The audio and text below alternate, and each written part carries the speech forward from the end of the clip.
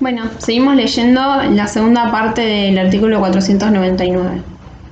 Podrá ejecutarse parcialmente la sentencia, aunque se hubiera interpuesto recurso ordinario o extraordinario contra ella, por los importes correspondientes a la parte de la condena que hubiera quedado firme.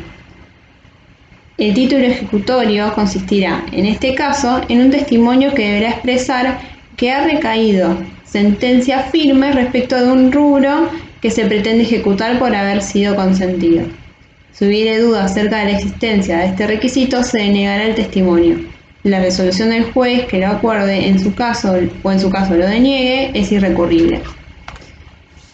Bueno, lo que quiere decir el artículo es que si una parte de la sentencia está recurrida, pero otra parte, independiente de esa parte recurrida, está firme, está consentida, se puede llegar a ejecutar.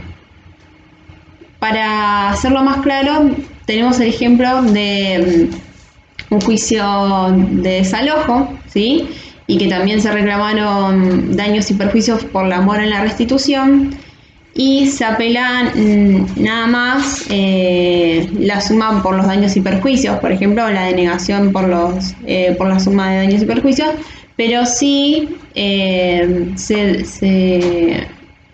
dicta sentencia a favor del desalojo, ¿sí? En ese caso se puede apelar solamente por los daños y perjuicios y pedir el desahucio del bien que está ocupado, ¿sí? Pedir el desalojo, por más que esté apelada a las sumas, ¿sí?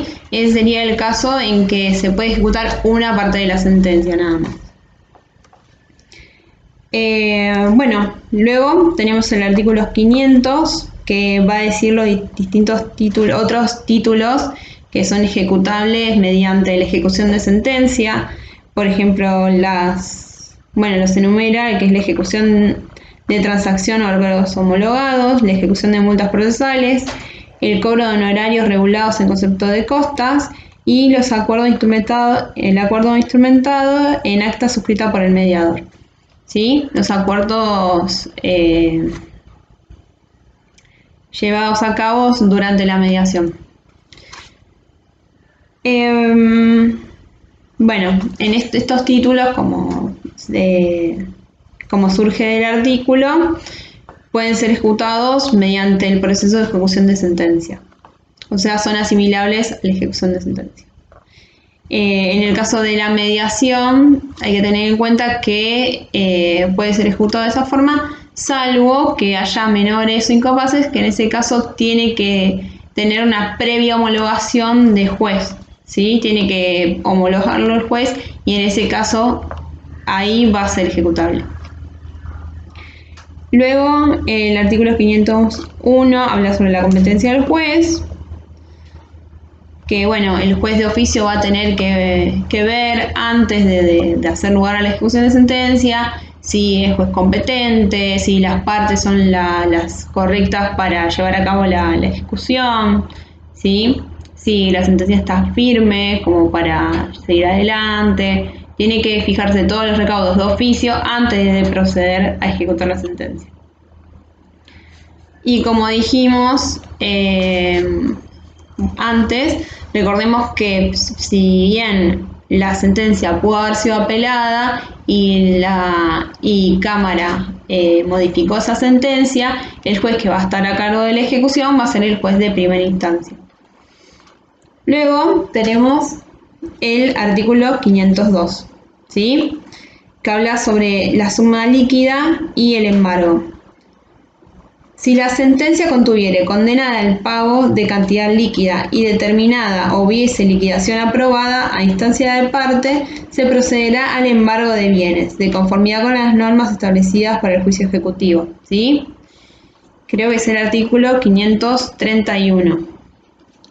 Luego lo vamos a ver cuando veamos juicio ejecutivo, pero ahí da las pautas para seguir con el embargo, ¿sí? Sigue el 502.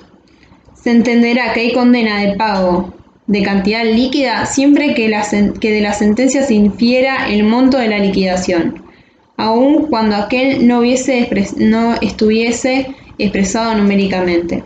si la sentencia condenase a una misma parte al pago de una cantidad líquida y otra ilíquida, podrá procederse en la ejecución de la primera sin esperar que se liquide la segunda.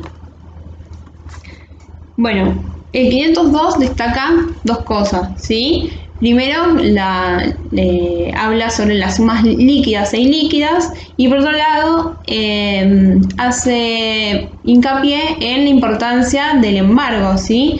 Que no es opcional, tiene que haber embargo para poder ejecutar una sentencia y también lo vamos a ver en el juicio ejecutivo, que tiene que haber un embargo, ¿sí?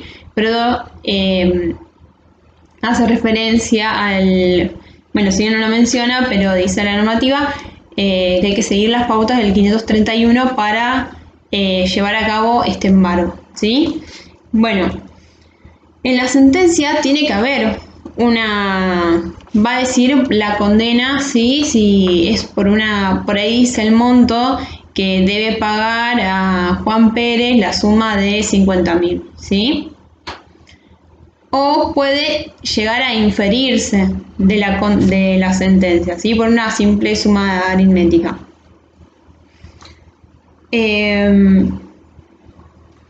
Bueno, acá tenemos lo que es suma líquida y suma ilíquida. Y también dice que se puede llevar adelante por la suma líquida sin tener que esperar a hacer una liquidación por la que es ilíquida, ¿sí?